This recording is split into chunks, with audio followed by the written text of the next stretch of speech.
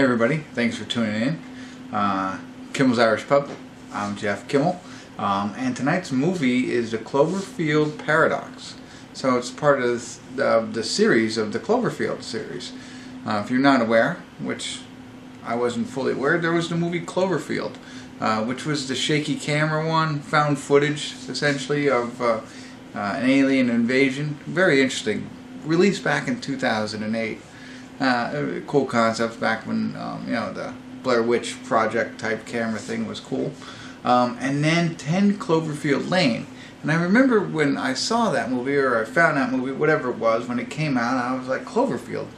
That's very similar to Cloverfield. 10 Cloverfield Lane is very similar to Cloverfield, which was that, first person type movie. And I wonder if they're related. I never knew until, if you've seen the movie, you see what happens at the end. And I'm like, maybe they are related. Never really cared. There was not a real connection, I didn't feel, between the two films. And then during the Super Bowl, the Cloverfield Paradox came out, and they said this is part of the Cloverfield series. So all three movies are related. And this is about a spaceship who was orbiting the Earth and trying to fix the energy crisis. I don't know much more than that. I think it might be a prequel. I am not 100% sure, but it's on Netflix, and they spent the money during the Super Bowl to advertise it, so I'm going to spend the time to watch it and share with you what my thoughts were. So I'll get into it a little bit, let you know what I see, and tell you a little bit more about the synopsis, and maybe save you some time, maybe not, maybe entice you to watch this movie. Who knows? I'll be back in a little bit with more information, so stick around.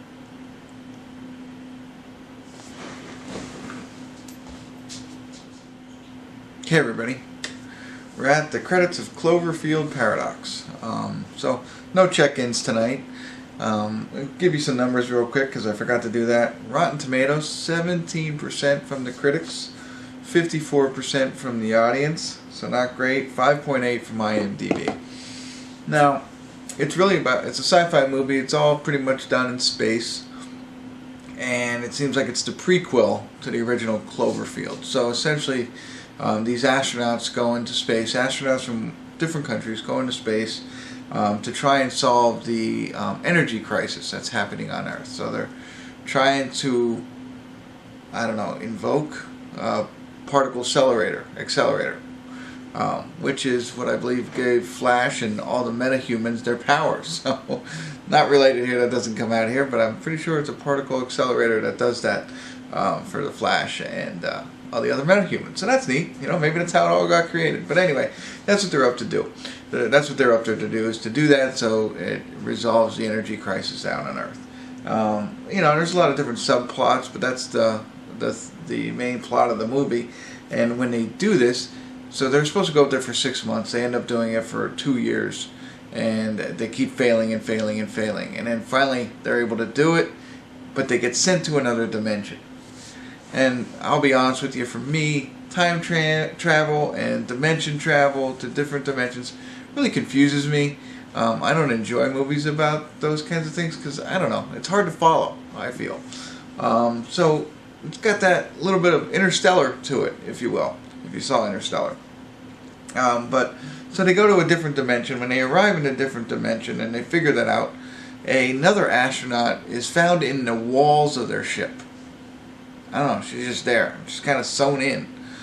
So they release her, but she acts as though she knows everybody, because in her dimension, she's one of the astronauts, but not from their dimension.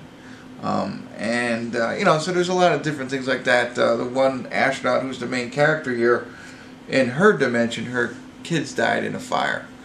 In this dimension, they're still alive, so she wants to go to Earth there. So there's that going on.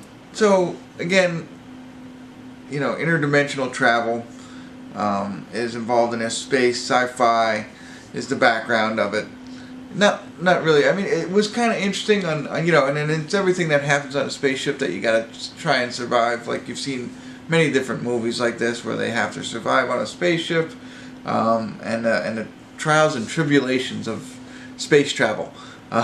So that's all wrapped up in here, and that's the action and the suspense and stuff like that. And there's not much else to it. The one thing I do kind of like about it is the fact that now this is the third Cloverfield movie.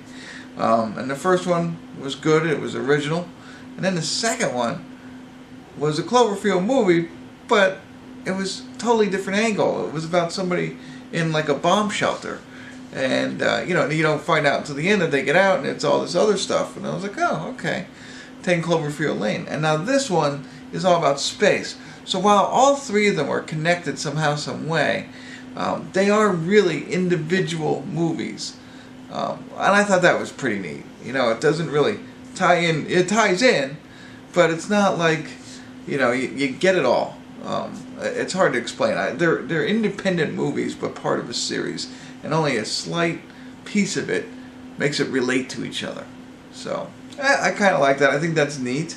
It's a different way of looking at it. And the movie itself wasn't the greatest because of the things that I don't like about it. But maybe you will. A little action, a little suspense, drama, sci-fi, time travel, interdimensional travel. That's what you get with this. Don't want to ramble on too much further. But I thought you should know what you're looking for in this movie. So if you decide to watch it, let me know. I also like the fact that they sprung it on you. I had no idea this was coming out. Most of the movies I know what's coming out. Boom. Sprung it on you. But I'm probably going to give it a 5 or a 6, to be honest with you. But that's me. Let me know what you think. Thanks for tuning in. Kimmel's Irish Pub.